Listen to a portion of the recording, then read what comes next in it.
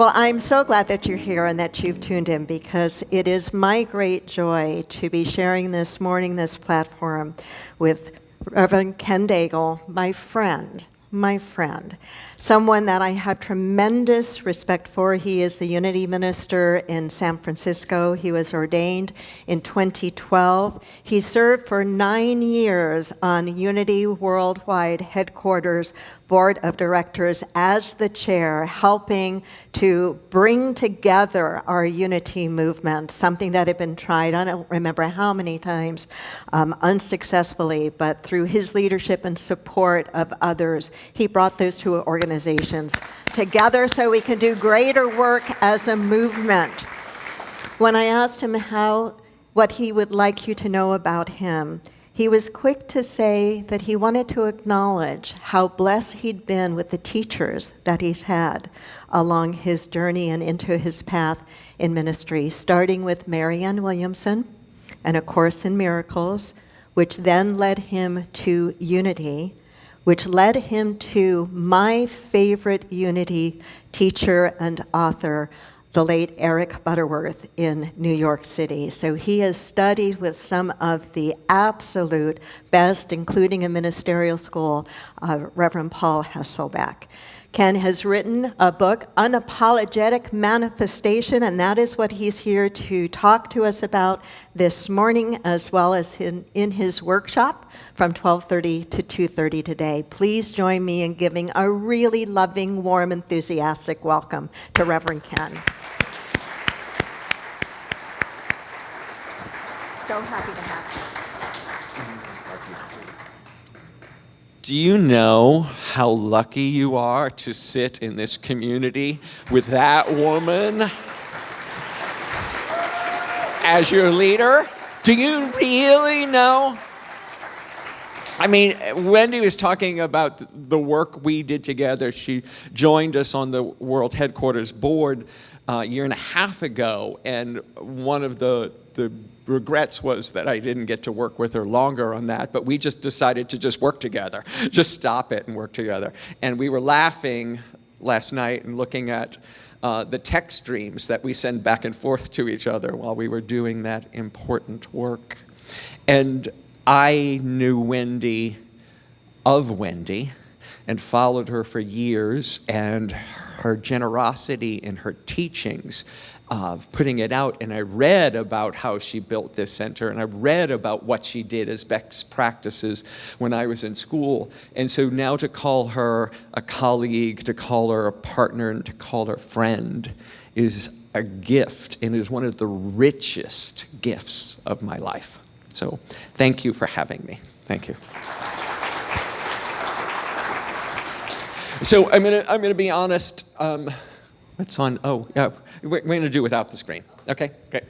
I'm going to just wing this. Okay, are you up for that? And here's another honest thing. I don't stand at. This is not my style. So I'm getting down. Okay, Christian, you're gonna hate me. How would it work if I did this? Works for you, Christian? I need a thumbs up. Yes. Okay, I'm seeing a thumbs up from our... And thank you for everybody who's online and all the people who are here. You have the choice to be here every moment. And you're choosing to come and share and be part of this and lend your energy and your love and your presence changes everything. It is different because you're here. This experience is different because you're here. I'm different because you're here. Whether you're watching online or you're watching in person, both count. You're showing up for yourself. You're showing up for others. You're showing up because you see the world different and you're willing to do the work to make it happen. I know that because that's been our journey, Wendy's journey, my journey. That we got this call that the world needs to be different. And we show up and do the work necessary to make it so from the inside out. From inside of who we are to create the world that works for everyone. No exceptions and no excuses and no exclusions. So on this journey, I worked for months to create this book. It's called Unapologetic Manifestation. I actually worked for years to create this book because I heard in my head that the teachings needed an upgrade. Our prosperity teachings, which we've taught for years, Charles Fillmore's book, Prosperity, was written in the 30s, in the middle of the Depression. But there is so much more we know now, scientifically, neurologically, socially, about how our minds and our bodies and our whole beings work, and that the teachings needed to be upgraded. And I heard this little voice inside my head that says, "Who, you? Who, you?" I said, "Yeah, me." And I took the steps necessary, and I wrote the proposal, and I sent it in, and they approved the book, and then I had to write it. Then I had to do it, right? The hard work begins. And after all those months and those years of sitting there, I was at the book launch, and I'm standing and then sitting. We put out the Oprah-like chairs. So I was being interviewed, and I had the 2 Oprah chairs on platform, and we had the cameras, and we had the lights, and my good friend Misa sang that same song, Jimmer. So thank you. It brought tears to my eyes that night, and it brings me back to that place now. And the gentleman who was interviewing me, Chip Conley, author, luminary, and he looks at me and he says, Ken, Unapologetic Manifestation. Do you think there's something you need to apologize for? And I was shocked. I had expected all kinds of questions about the book and about the teachings and about the stories I tell, but I hadn't expected that confronting question. And I paused for a second and I breathed. And I said, "Yeah, I do." I said, when I was a kid, I was beaten by my father. And as he was hitting me, he'd said, "I'm going to make a man out of you." And then on the way to school, the other boys would ambush me and beat me up before I got to school because I didn't carry my books right. I carried them in front, like a girl. I didn't carry them on the side. And then I got to school and I was beaten by the nuns. And I learned how to hide. I learned that who I was, for some people, wasn't okay. And that I needed to conform to get through and to survive. And so I said to Chip, I said, "Yeah, there is still part of me that feels I need to apologize for who I am, and that's the part I'm working on today. That's the part that can stand up and say, I'm beautiful. I am beautiful, and I'm here. I'm here on purpose. I'm here for a purpose. I'm here to be the voice of people who are told you're too much or you're not enough or don't show that part of you and hide that because that's never going to get you ahead. And you're the wrong age, you're the wrong gender, you're the wrong being, you're the wrong color, you're the wrong. And that message is so prevalent in our society that even when we do all this work and affirm, that little voice in that side of our head keeps us sabotaging ourselves, keeps us not taking the steps necessary to change what is in our lives.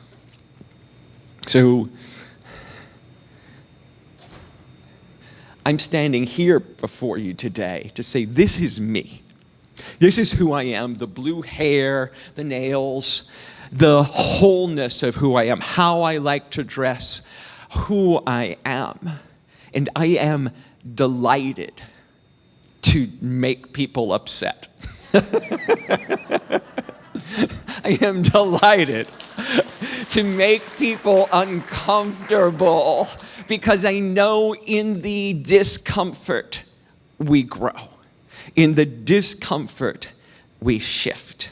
In the discomfort we become who we really are. Like the butterfly pushing its way out of the chrysalis, out of the cocoon. And if it doesn't have to break free, it doesn't live. It doesn't make itself strong enough to survive in the world. And so what I wrote the book for, and why it's titled Unapologetic Manifestation, is a completely different story. But that moment taught me something even deeper about what I had created. That we can all come together because we all share this same story. Loving people, people who cared for us and wanted us to succeed in life, told us, hide that, bury that, don't be that, don't do that. Right? And they did it for sometimes very well-meaning purposes. But we carry it and carry it and carry it. Those people are long gone from my life. I'm 67 years old. Those people, most of them, are no longer on the planet. But they live here. And that's what has to change. One of the quotes from the book is that you don't get what you deserve. You don't get what you negotiate. You get and you keep what you believe you're worthy of. And until we do the work to stand in our authority, our worthiness, our wholeness, and our divinity, and stand up and say, I am beautiful and I am here. I am worthy of an abundant, prosperous, exciting, purposeful life. We live small. And as Marianne Williamson taught me years ago and turned it famous in her book, A Return to Love, your playing small does not serve the world. You're pretending that you're not a divine expression of life itself, that you have unique gifts and abilities that the world needs, serves no one, least of all you. Least of all you. And when we can stand up and say, you know what, I have this idea, I have this vision, I have this goal, and know that that is divinely planted within you, that it is planted within you for a purpose, and your life is not really over until you stand up and say, okay, I'll do it. Okay, I'll go to ministerial school. Okay, I'll become a usher greeter here. Because you know what? The people who greet you when you walk in the door here are the most important people in the room. Will our ushers please stand so I can say thank you? The first time I went to a church in Kansas City where we were going to school, there's lots of Unity churches in Kansas City. You have your choice of how many different churches when you're going to ministerial school that you can go to. The one I went to was 45 minutes away from the village. Kansas City North, all on the other side of town.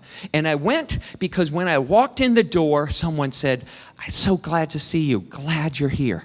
And when I left, that same person was at the door saying goodbye to me again. Being seen, being honored, being with each other has incredible, incredible power. And do not underestimate the smallest act can change everything. Absolutely everything. So I want to do two more things with you here today to talk about this and to talk about the book. In the book, it's called Unapologetic Manifestation, the 5 steps to create the life you want. And we settle far too much in this life. We settle for what is. It's just the way it is. You notice no one ever says that happy? That's just the way it is. You know, you can't fight the system. You can't fight reality. BS. That's your belief system. That's your BS, your belief system, that you can't fight reality. Wendy and I were listening to a podcast, not a podcast, a meme, a reel last night. And this woman struck us by saying, you know, justice, peace, love, equality, that's the river.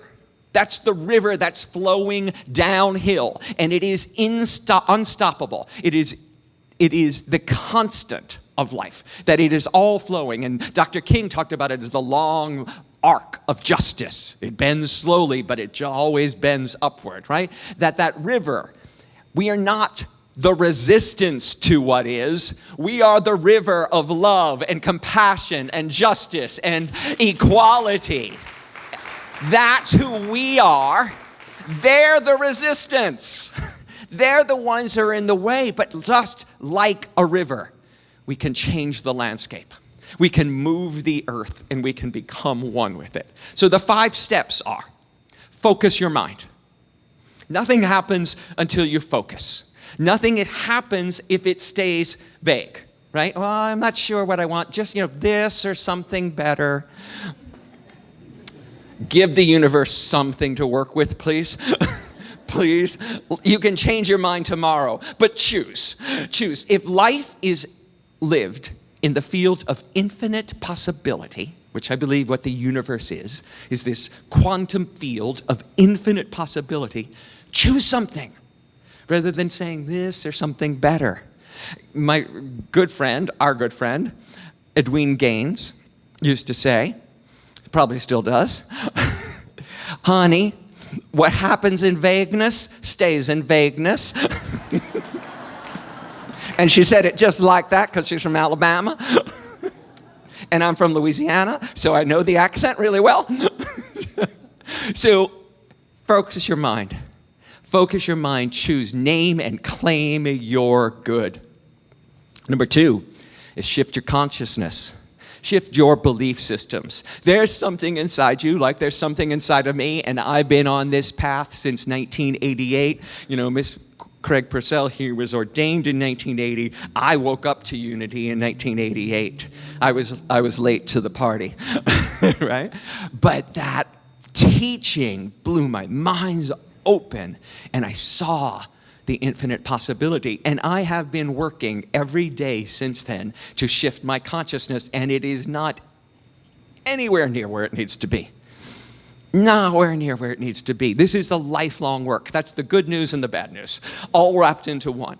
That you have found a teaching, you have found a spiritual path. You are here, not by accident, but by divine appointment, to know that as you shift your mind, as you change your belief systems, your BS, that things change for you. You cannot keep doing the same thing, thinking the same thoughts, doing the same habitual habits over and over and over again and expect a different result. That is the definition of insanity. So if you want something different, you have to be different. And doing that begins by shifting your consciousness. The 3rd step is to take concrete steps in the world. It's not enough to sit in your chair and meditate. Meditate is incredibly important. It's written all through this book. There's a series of 8 meditations in the book. I highly recommend it. It is the best way to make new neural pathways in your brain. But you need to take steps towards, even tiny, tiny incremental steps. It's actually the only way that everything changes. My therapist, when I was having my mental breakdown, spiritual awakening moments, taught me, and he said it this way, and I stole it: baby steps aren't small for the baby. They're life-changing events. They open up new horizons and panoramas that were never available before. So take the tiniest baby step towards your goal, towards your dreams, towards what you want to create, and watch how the world changes as you do. And then step 4 is to share your journey. People say all the time, don't put your pearls before swine. I can hear Edwin saying that. Honey, don't put your pearls before swine. Swine. I have to say that right. Swine. But the truth is, unless you're willing to put it out there, you can't get real feedback. You can't find the people who want to co-create with you, who will collaborate with you. You can't find the pieces that might be missing to make your dream come true.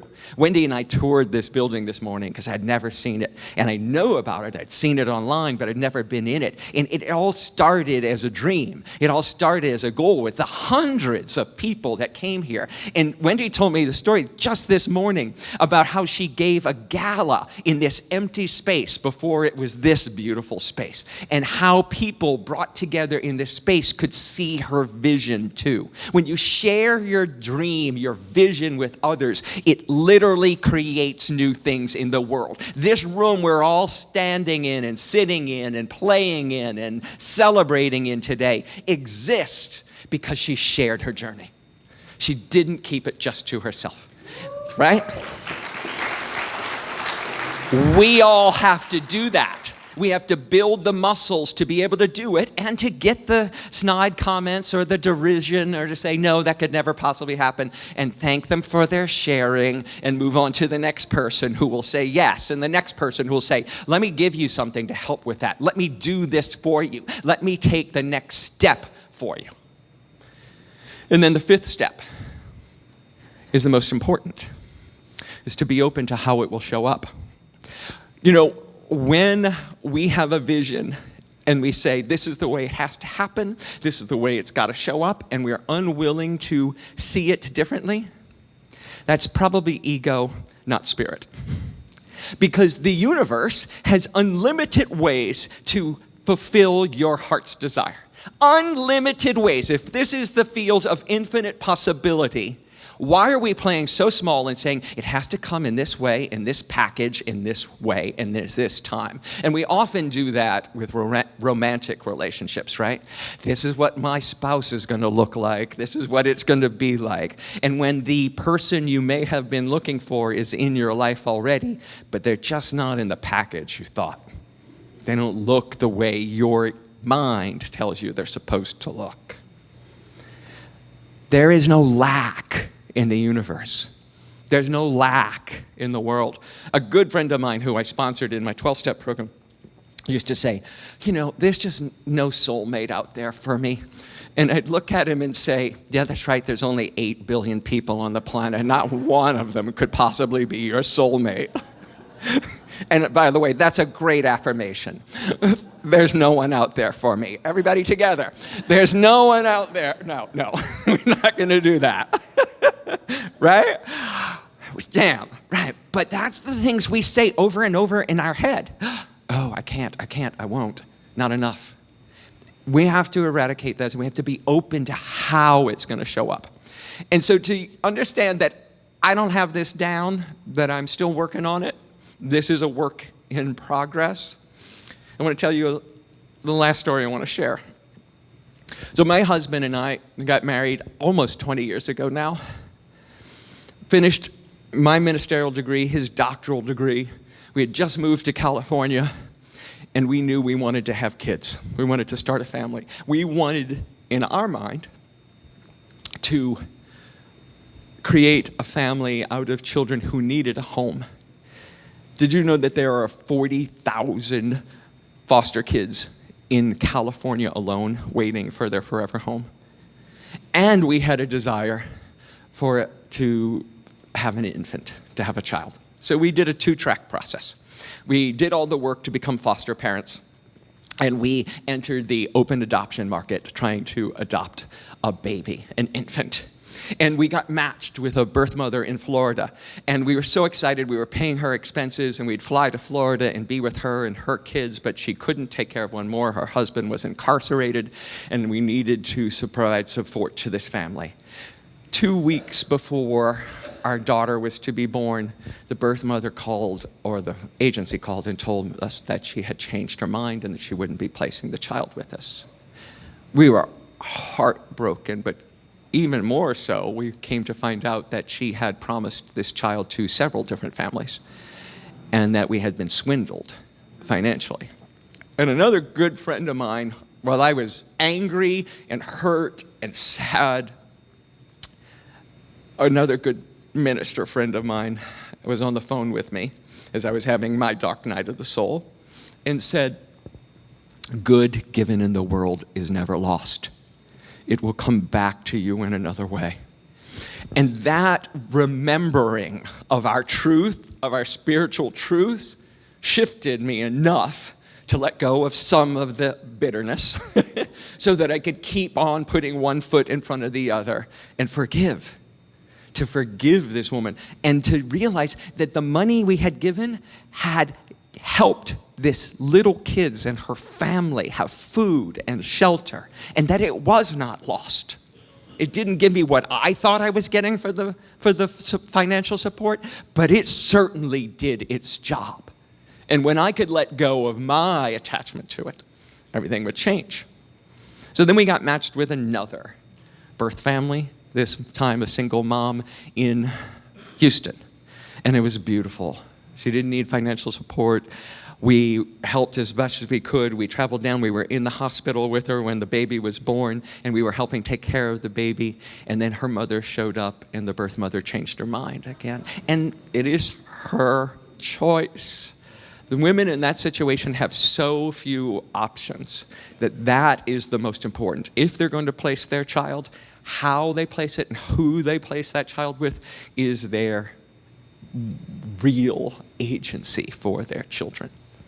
So we wrote, and I wrote a blog. We were being all over the internet. We had thousands of followers following our journey.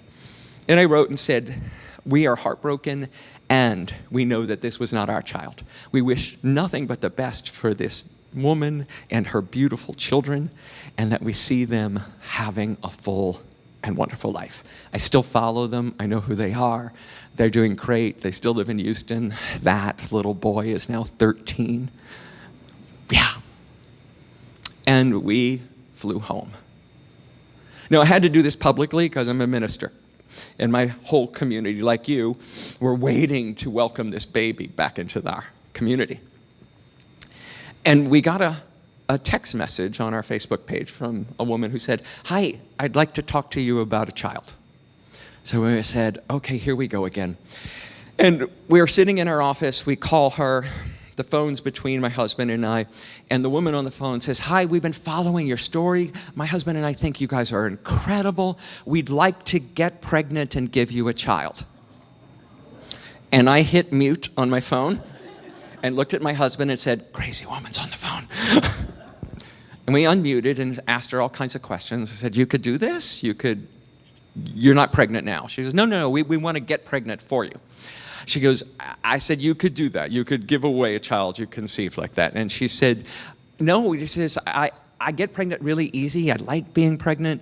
Our family's complete. We think you guys are great, and we think you should be parents. So we'd like to do this for you." We asked every question we could think of, including we need to talk to our lawyers. So we made arrangements to meet the next week by phone, and she gets on the phone again, and her husband's with her this time, and they said, we asked all the questions again. They said, "We also checked with our lawyers, and we know that if we have an extra lawyer at the birth, that we can sign away our rights in the hospital so you don't have to worry that we'll change our minds." And they then drove up from Bakersfield to San Francisco, the four of them, the two little kids and the two adults. She was 23, he was 24, and they met us, and we spent the day together playing with their kids. At the end of the day, we said, "Okay, we're all in. Go have lots of sex." And they did. And in the hospital, her husband filmed. My husband cut the umbilical cord, and I was the first to do skin-to-skin contact. Now, in the time we were waiting for that birth, we adopted a 15-year-old boy from foster care. So our family went from no kids to a surly 15-year-old and an infant all in the same year. And I could have never, ever conceived that my good, my blessings would come in that form. It was not anywhere in my radar. And when I was open to how this blessing, this gift would show up, I was humbled and transformed. I was open to saying yes to being hurt again. It was open to being yes to being disappointed. And I was open to the challenges as I'm looking at the baby back there going, "Oh my God, parents, yes, you are in for a ride." That little girl, Roma, my daughter, is now 11. And we have a 7-year-old and the 15-year-old is now 27. They all live with us. Even the 27-year-old, he's back. And what we've been able to do is provide for him the family that he didn't have when he was 7 and 8 and 9 and 10 and 11 and 12. He went through 23 different foster care placements before he found his forever home. And we have created, I'll stop crying some point, I promise. No, I won't promise that. I'll never stop crying. We have created in our lives, in our family, the possibility for taking care of children that need us, that want to be part of this kind of community. And that is the vibration of unapologetic manifestation. The reason it's called unapologetic manifestation is when we step into our wholeness, our abundance, our prosperity, we can create win-win situations for everyone. I am so enriched by my children. My children are enriched by me and our spiritual community. And that is what makes the difference in the world. So it's unapologetic manifestation because it's not about us. It's about what we're creating for the whole world. And standing in our authority, standing in our abundance and our prosperity, and owning our divinity, owning our unique calling to this world. So I am honored to be with you here today. I'm honored to share these stories with you, and I am delighted to be on this journey of unapologetic manifestation with you all. Namaste.